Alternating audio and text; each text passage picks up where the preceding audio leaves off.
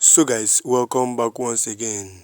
Finally, Tinubu has now come to conclusion, and from all his research and observations, he has now seen the need for Nnamdi Kanu to be released because he feels that after everything, Nnamdi Kanu is a peaceful man, he's not a terrorist.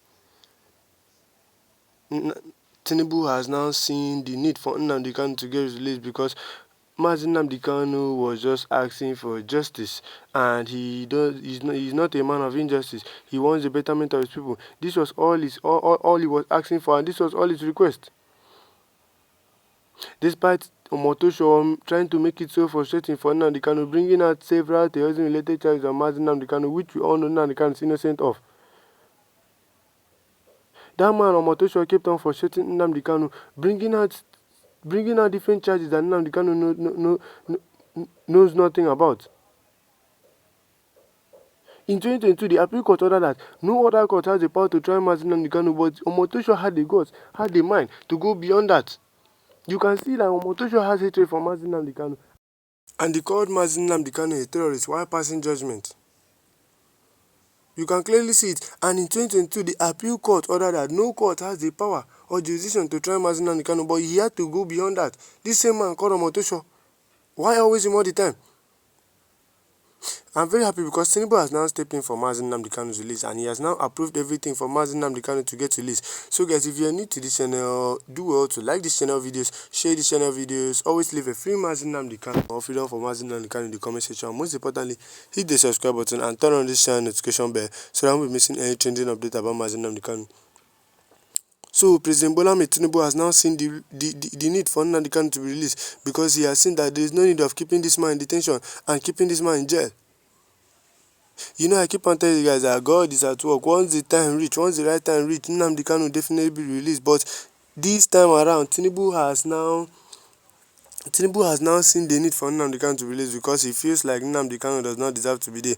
Because after everything, he's just looking for freedom and he wants the betterment of the people, nothing more. He's not a man known for selfish interest. He's a well-known, respected man. So finally, Nnamdi Kanu will be getting released. Well, without wasting much of your time, there are several video clips that will be displayed on your screen.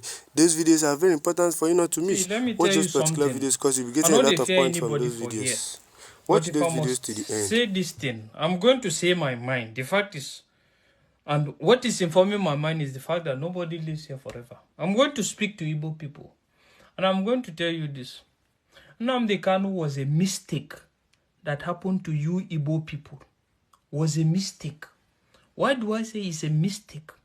It's a mistake in the sense that despite the fact that all these things that this guy have stated some years ago that is happening now, a bunch of you motherfuckers, let me put it, a bunch of you motherfuckers cannot even rally round to defend and protect and ensure the fact that he's been liberated. I'm telling you, it's a mistake. That is to say, the Igbo people are not worth sacrificing for. They are not worth dying for in any way. Because at the end of the day, they are bunch of talkatives that doesn't translate into reality. And if I must say the truth, I'm going to say my mind today. I don't know whether I'm going to live, how long I'm going to live or whatever. I'm going to say that I even appreciate the likes of them gentle the Yahoo than a bunch of you idiots, a bunch of you fools that create flimsy excuses in regards why you cannot stand and defend the need that this man is not supposed to be behind bars. I'm telling you, take it or leave it. I'm calling for an anarchy or whatever. But the fact is, the reality is staring you people in the eyes. And you motherfuckers are seeing it.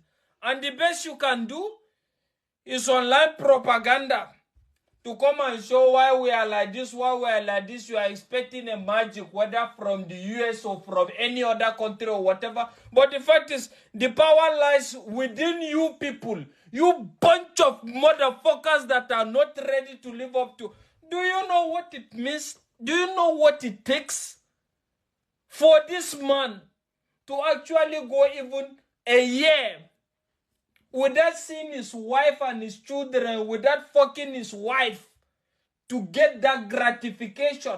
And you bunch of motherfuckers, even ordinary Soludo, young Buro Oba has to coerce you into the need why you need to open the market for economy to prosper, despite the fact that you have your own brother that is detained while other people are still working freely. Bandits, criminals are still working freely in Nigeria. And all you have to say is, when we come out, then go kill us. Nigerian government not like us. Whatever. Let's pay money to lobby the US. It's a shame on you motherfuckers. And the last time anybody ever come up to tell me about Biafra, tell me what you're going to do about Biafra, or the fact that Nigeria needs to reset itself to accommodate everybody. But as long as this is concerned, you people are nothing but bunch of disgrace, with just an exception of few that are ready to lend their voice in regards to this. Is this a country? Nnamdi Kanu told you people that this is not a country. And we are seeing, and even the globe is seeing, that this is not a country. This rubbish is happening. This man sacrificed his life, the life of his family, for you people. Igbo people are not the type of people you will convince easily. Watch the video and you will see the reason Igbo people choose to listen to Nnamdi Kanu more than all the governors in Southeast, more than all the senators or the House of Reps. There must be something they saw in him. Watch the video and you will fully understand. On the plane to China, 90% of the people you find there are Igbo people. What powers Igbo culture is not prostitutional. It is creativity, it's innovation. It is also what powers Pathfinder. So it's being described negatively. It's being, but it has its positive, and even everybody, whatever your strength is, it has his weak side. And because of this Igbo culture, it is also why when eventually a leader emerges out of the Igbo people, that person is exceptional. Because the person had to really, really win everybody's respect to get there. So when Igbo people produce a leader or a frontliner, that person is always exceptional because of the rigor.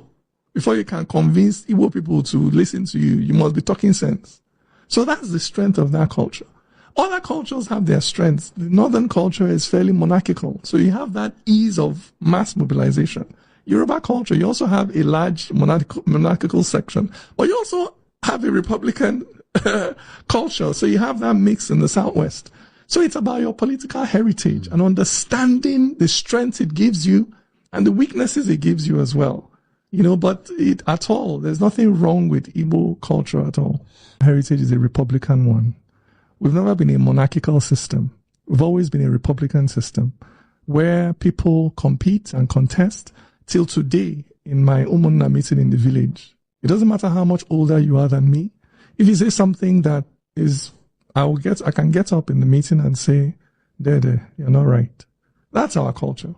And it has its strengths. Everything has its strengths and its weaknesses. It's also why Igbo society is so vibrant, it's so entrepreneurial, it's so resilient. It's why we survived the war, rebounded from the war, because we are like that. And why you are found in Taiwan, in China, in India, so you can't. You jump. Passed into law in 1988, and it has made a major difference globally, including now in Nigeria.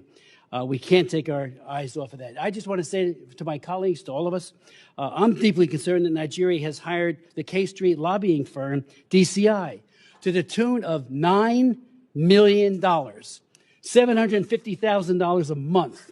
And a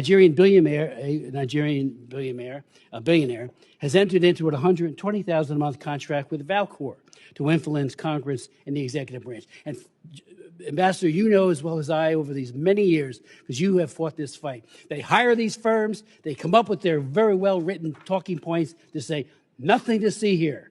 Whether it be Haiti, China does it better than anyone else, or worse really is what it is. We saw it with Romania. I remember during the years of Nicholas Ceausescu, and I led the effort on that along with Frank and you, Sam, Mr. Ambassador.